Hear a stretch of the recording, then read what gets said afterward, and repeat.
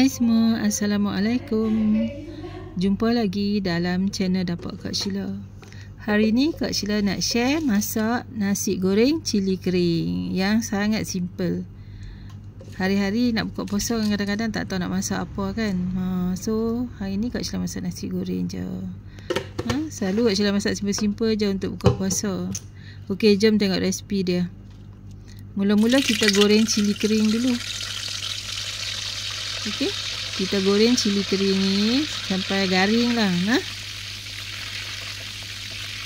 So cili kering ni Kak Sheila buat 4 biji saja, 4 tangkai.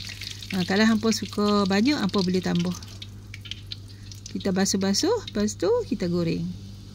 Bila dah masak, kita angkat dan kita tepikan dulu. Okey, Kak Sheila guna kuali yang sama. Lepas tu minyak tadi yang banyak tu Kak Sheila simpan sikit lah. Kemudian masukkan 2 sudu makan paste sambal yang ibu sambal. Okey, kacau-kacau. Kak masukkan ikan bilis. Ikan bilis ni segenggam saja. Kak Sheila basuh-basuh, bagi bersih. Lepas tu Kak Sheila tumbuk kasak-kasak. Kalau ikan bilis yang keras, kena rendam air panas. Ikan bilis Kak Sheila ni dia tak keras, dia lembut. So tak payah rendam air panas. Basuh-basuh terus tumbuk-tumbuk kasak. Okey, lepas tu sambal tu kita tak perlu tunggu pecah minyak semua kan. Dia dah masak kan. So kita masukkan ikan bilis, kacau bagi sebati. And then Kak Sheila tambah 1 sudu makan sos tiram.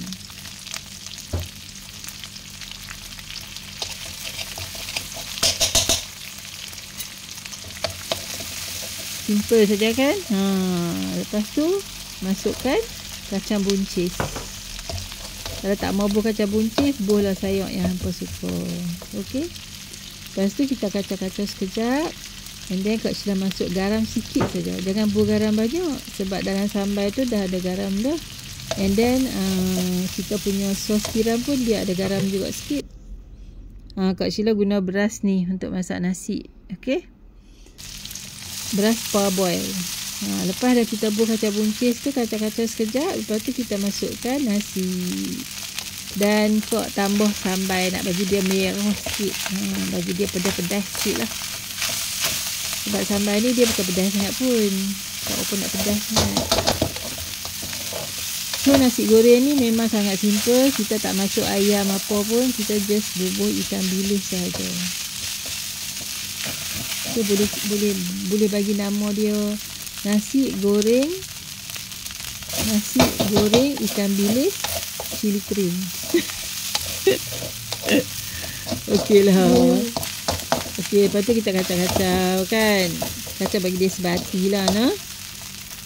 Sekejap je nak masuk nasi goreng ni. Lepas tu last kali kita masukkan balik cili kering tadi tu yang kita goreng mula-mula tadi kan. Cili kering ni kalau bubuh banyak lagi best. Ni Kak Sheila bubuh 4 tangkai je, sikit je lah. Okey, lepas tu dah siap, bolehlah kita hidangkan untuk buka puasa. So simple. Nasi goreng ni Kak Sheila rasa Kak Sheila masak puasa yang ketiga kot. Lepas tu tabaklah daun sup, daun bawang dan juga bawang goreng. Bawang goreng ni wajib kena tabak bagi dia sedap. Kalau boleh bawang goreng yang kita buat sendiri baru dah siap dah untuk buka puasa. Nasi goreng cili kering dari Dapur Kak Sheila. Lepas tu nugget. Lepas tu Kak Sheila masak pengat pisang. Ayak kosong sahaja. Okey, selamat mencuba. Hingga kita jumpa lagi di next recipe insya-Allah. Assalamualaikum.